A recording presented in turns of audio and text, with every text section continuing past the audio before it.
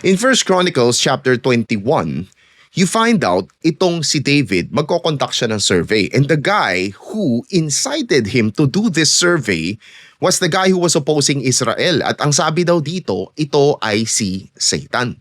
Now, this is okay. Wala namang problema, di ba? We just go through it and you read it. No, there's no problem with that until basahin mo yung parallel account sa 2 Samuel chapter 24 verse 1, which says that actually the guy who incited David to conduct a survey is God, kasi medyo nababad trip na siya dito sa Israel and he wants to judge Israel. So the question here is, sino ba talaga? Si God or si Satan ang nagagalit at nag-incite ng survey, nag-incite kay David para gumawa ng isang military census. No? Now, here's the thing. There's two ways of looking at this. Number one is, it's possible baka ginagamit ng Panginoon si Satanas para, to udyukin itong si David na gumawa ng military census, no? And that is possible because if you read Job, makikita mo that basically si God is using Satan in order to test si Job, no? But here's the problem, okay? The problem is this. If Satan in Genesis 3 is already kicked out of heaven, is already kicked out of Eden, bakit pa siya magkakaroon ng access? It's as if na parang nagsisante ka ng isang empleyado dahil alam mo, itong empleyado na to ay gumagawa palagi ng paraan para sirain ang plano mo, and then you allow this person to join your meetings, to join yung board of directors meeting. I mean, you have to understand that divine council meetings is meeting between God and the sons of God, no? And why would you allow this guy to have access doon sa meeting? Ngayong alam mong gagamitin niya to laban sa'yo. It doesn't make sense. And why would you think that God has to permit Satan bago siya makakagawa ng kalokohan laban sa atin? And this is often told to us. No, ito yung laging sinasabi sa atin na hindi daw pwedeng gumawa ng kalokohan si Satan laban sa atin because unless God permits Satan to do it, no?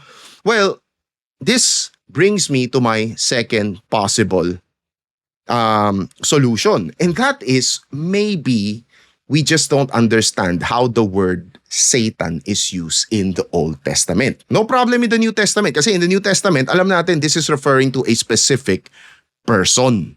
Alam natin this is talking about a specific person representing evil. Siya na yung pinaka, no? We're pointing to a specific na nilalang. But in the Old Testament, it's different. You know why? Because in the Old Testament, it's talking about a job description. Let me give you an example where God Himself played the role of Satan. In Numbers chapter 22, ang sabi dito, by the way, let me just give you a background. So si Balaam, gusto niyang kumita. The king, itong si King Balak, binigyan siya, sabi sa kanya, babayaran kita as long as you curse itong Israel. Okay? So he wanted to do it so much that he asked the Lord for permission, pero pinagbawalan siya. But he did it anyway. Kumunta pa rin siya, pinilit pa rin niya. So God was angry. At ang sabi dito sa Numbers chapter 22 verse 22, God's anger was kindled because he went, pinagpatuloy pa rin niya. And the angel of the Lord stood in the way. So sino tong angel of the Lord na to? Now, if you're familiar, in the Old Testament, madalas when you encounter the angel of the Lord, it's a physical appearance of the Lord Himself. He stood in the way. Bakit daw?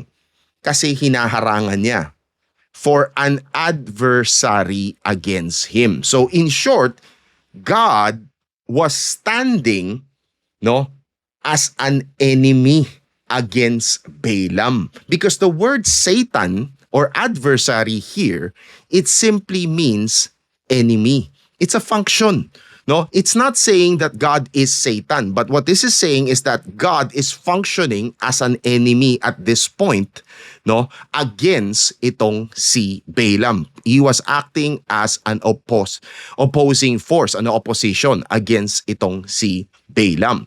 That is the reason why when you go to 1 Chronicles chapter 21 verse 1 in the New English translation, instead of using the word Satan, the translation is an adversary. It says, an adversary opposed Israel, inciting David to count how many warriors Israel had. And it's the same thing kay Job.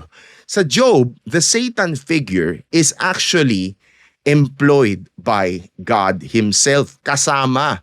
These are spiritual beings who are having this job title. They're going around checking people, looking kung ano bang ginagawa nito mga taong to, mayroon ba silang kalokohan and everything, and they're reporting them to God. No, this is not talking about this specific malevolent being, the evil one of the New Testament. Okay? With that, God bless.